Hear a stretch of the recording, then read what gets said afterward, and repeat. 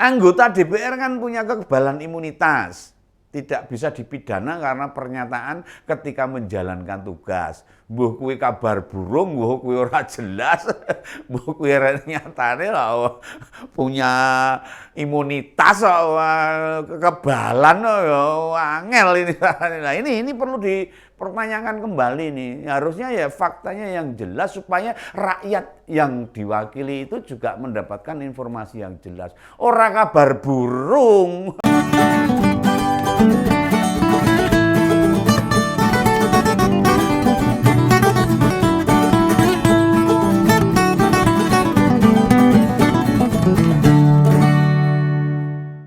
Halo, ketemu lagi dengan Om Begawan. Tetap di Ngompol. Salam sejahtera, salam rahayu, sehat semua. Ngompol, ngopini politik, ngobrolin politik. Tapi kemarin ada yang bilang, wah Om Begawan ini bukan ngobrolin tuh, ngomporin politik. Nggak apa-apa. Yang penting tidak menghina, tidak memfitnah, dan tidak melecehkan. Kita teruskan ya. Ini saya mau ngomongin tentang Partai Nasdem ini. Wah, ini Partai Nasdem ini. Partai Nasdem itu kan partai pemerintah ini sebenarnya. Kayaknya Nasdem sudah mulai berlatih jadi oposisi. Apalagi sebagai parpol pendukung pemerintah. Melihat 3 menterinya aman, tidak direshuffle.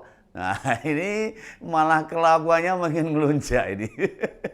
Ya ini katanya dengan putusan banding Pengadilan Tinggi DKI Jakarta yang membatalkan putusan Pengadilan Negeri Jakarta tentang penundaan pemilu. Nah itu, sepertinya kita tahu ini, Pengadilan Negeri Jakarta Pusat mengabulkan gugatan Partai Prima. Ya, Pengadilan Negeri Jakarta Pusat meminta KPU menghentikan tahapan pemilu dan memulai lagi dari awal yang tentu berkonsekuensi membuat pemilu mundur. Wah, ini repot ini. Repot dan kacau ini kalau seperti ini. Nah, keputusan Pengadilan Tinggi DKI kan jelas ini. Putusan Pengadilan Negeri Jakarta Pusat dibatalkan.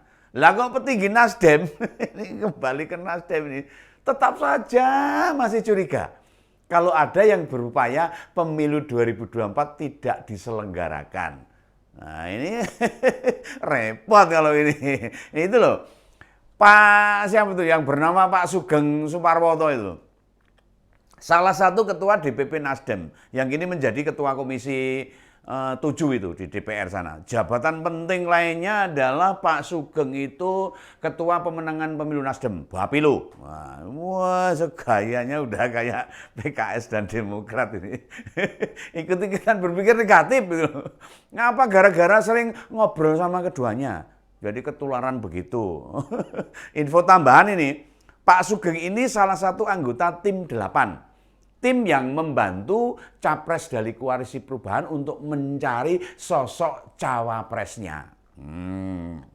Oh iya, Pak Sugeng ya ora baen-baen ini kalau bahasa Jawanya. Nah, apa yang mendasari kecurigaan Pak Sugeng? Dia menyebut tahu siapa saja yang ada dalam kepengurusan Partai Prima. Ngerti ini. Mantan orang di BIN, di Dewan Pembina dan Penasehat. Nah, itulah yang mendasari kecurigaan adanya penundaan pemilu atau perpanjangan jabatan presiden. Ini curiga meneh, ora apa-apa curiga tok ya. Nah, Partai Prima ini kepanjangan dari Partai Rakyat Adil dan Makmur yang disingkat dengan Prima. Nah, diketuai oleh Mas Agus Jabu. Itu mantan Ketua Umum Partai Rakyat Demokrat, PRD itu zaman dulu.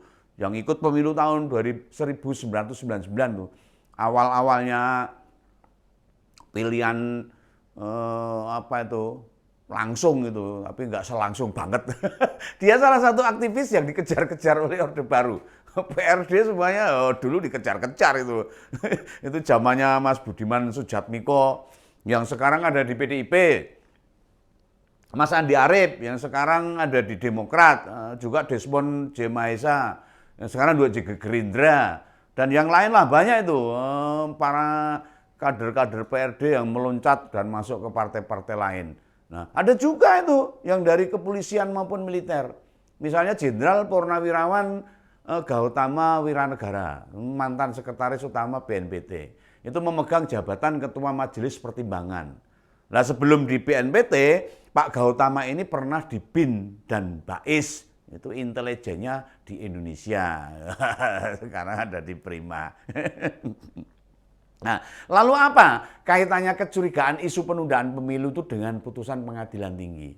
Nah ini kita coba, ini Om Begawan mau ngotak-atik ini, mau ngomporin politik katanya, enggak apa-apa, bukan ngobrolin politik loh. Tapi setelah tak otak-atik, cari kesimpulannya ini loh, kok ya ora ketemu itu loh, enggak ketemu itu loh. Pak Menko Polhukam, Pak Mahfud begitu tahu menyikapi hal itu, bilang kalau Pengadilan Negeri Jakarta Selatan itu membuat sensasi berlebihan. Caper kalau bahasanya itu. Nah, sensasi berlebihan kan ya namanya cari perhatian lah. Vonis itu salah. Logikanya sederhana saja lah. Mudah dipatahkan tapi vonis ini bisa memancing kontroversi.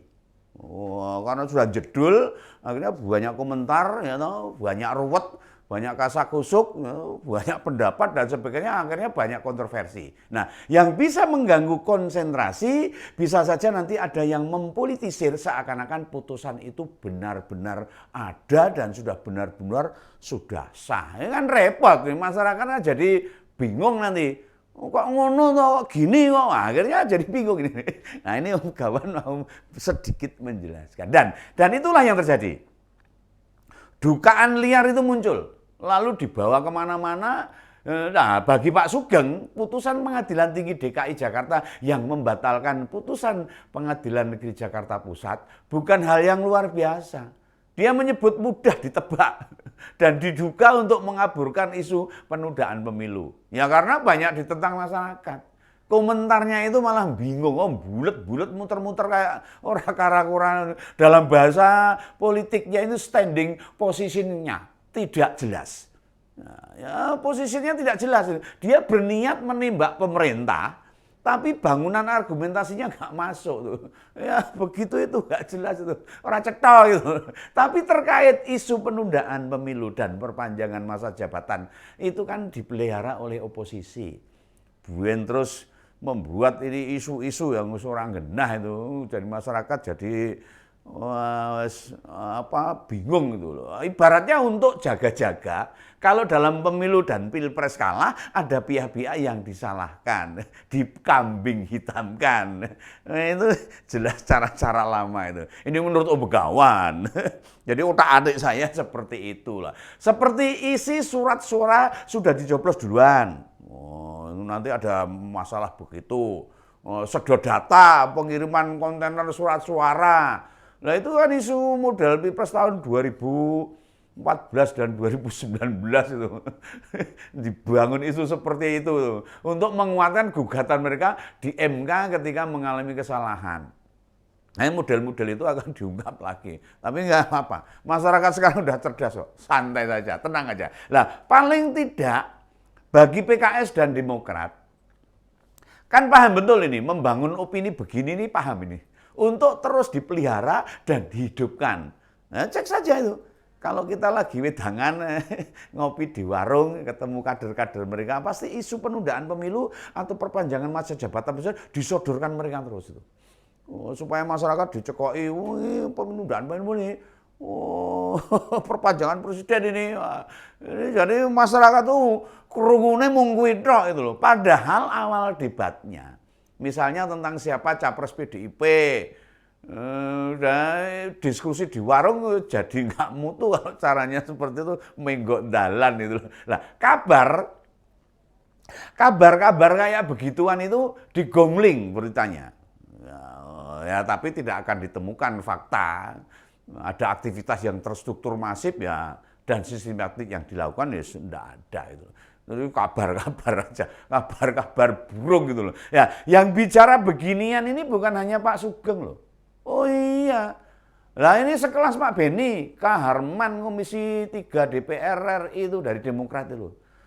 Mung rungon-rungon ono duit oke, nggo tunda pemilu itu ditanyakan waktu rapat dengar pendapat itu dengan PPATK itu. Nah, Pusat Pelaporan dan Analisis Transaksi Keuangan, ya, sekelas Pak Beni loh ini loh, politisi senior menanyakan sesuatu hanya dari kabar burung. Repot ini. Nah, kadang rapat dengan DPR, rapat DPR yang ini jadi kurang berkualitas kalau semuanya yang dilaporkan hanya kabar burung. Yang gini-gini ini yang diungkapkan kan masyarakat jadi bingung dan orang genah itu DPR ini. Nah, masalahnya anggota DPR kan punya kekebalan imunitas. Tidak bisa dipidana karena pernyataan ketika menjalankan tugas. Mbuh kuwi kabar burung, mbuh kuwi ora jelas, mbuh kuwi nyatane lah punya imunitas kekebalan ya angel ini. Nah, ini perlu dipertanyakan kembali nih. Harusnya ya faktanya yang jelas supaya rakyat yang diwakili itu juga mendapatkan informasi yang jelas. Ora kabar burung. Lah beda sama kita-kita yang rakyat kecil seperti Om Begawan juga ini, kalau mau menunjuk sesuatu harus punya dalih atau dasar. Logikanya harus kuat. Orang geresak karepe dhewe. Kalau hanya opini ya enggak apa-apa. Ini opini kayak Om Begawan itu pendapat kok. Boleh. Panjenengan berpendapat ya boleh lah. Nah, PPATK yang ditanya begitu, kan bingung juga kalau itu kabar burung.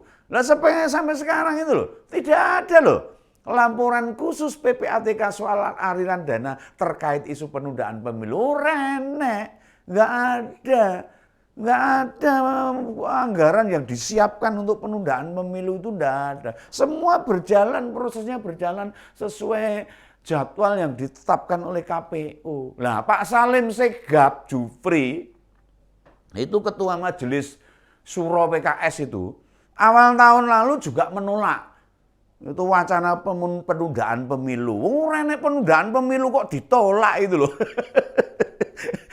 Saya kadang-kadang gemes lucu gitu loh kalau dengar. Lah PKS kan tidak akan mendukung hal itu. Termasuk wacana masa jabatan presiden 3 periode. Ini ide aneh ini. Karena pemerintah secara resmi tidak pernah melontarkan hal itu. Renek penundaan pemilu itu. Pandangan penundaan pemilu disampaikan oleh beberapa orang yang kebetulan menjadi menteri. Bukan mewakili pemerintah, tapi itu tetap atas nama pribadi. Iya, karena bicara pemilu kan bukan tupoksinya menteri. Presiden juga sudah menyatakan stop. Dan melarang pembantunya melontarkan hal-hal itu yang berkaitan dengan penundaan pemilu dan perpanjangan masa jabatan presiden. Nah, Presiden PKS sendiri, Pak Ahmad Saiku, malah berpesan, legislator PKS tidak terbuai dengan isu penundaan pemilu. Wah, bagus, harusnya begitu. Juga perpanjangan masa jabatan presiden, karena merugikan demokrasi. Nah, ini benar ini, saya setuju ini. Mengkhianati amanah rakyat. Termasuk itu. Oh iya Ding, itu Pak SBY itu sempat mencuit loh di akun Twitternya. Juga ketika Pengadilan Negeri Jakarta Pusat mengeluarkan keputusan gugatan Partai Prima. Ini tulisannya begini nih. Tulisannya, cuitannya Pak SBY ini. Menyimak putusan Pengadilan Negeri Jakarta Pusat kemarin tentang pemilu, rasanya ada yang aneh di negeri ini. Banyak pikiran dan hal yang keluar dari akal sehat. Ini kata Pak SBY. Malah sudah atau Pak? Fokus urus internal Demokrat saja lah. Gak cawe-cawe urusan politik bikin nanti tambah nyungsep tuh Mas AHY ini. Oh ya, kalau kita mau memastikan apakah ada upaya penundaan pemilu atau tidak, sederhana saja kok sebenarnya. Silahkan teman-teman datangi PPS, itu panitia pemungutan suara di kelurahan itu, kepanjangan KPU di tingkat desa, ajak dia ngobrol. Tahapan pemilu sudah sampai mana, sampai apa, gitu. Dan setelah Lebaran masuk tahap apa? Itu di tempat saya aja, di daftar pemilih sementara udah ditempel itu, di pos itu. Berarti kan semuanya berjalan dengan lancar daripada tak suruh ke kabupaten, nanya ke Kasbangpol sana tuh. Nah, siapa tahu rumahnya jauh. Nah ini pilih datang ke kelurahan untuk tanya. Yang lebih dekat itu biar semuanya terbuka sekaligus membuktikan gak ada upaya penundaan pemilu. Ya itu ya. Makanya masyarakat jangan suka dibodohi, jangan mudah dibodohi, apalagi dibodohi oleh para oposisi-oposisi. Pokoknya pembegawan dalam ngompol akan menyampaikan sebuah kebenaran-kebenaran untuk mencerdaskan masyarakat dan bangsa ini. Sampai ketemu dalam lain kesempatan ngompol-ngompol berikutnya. Sampai jumpa.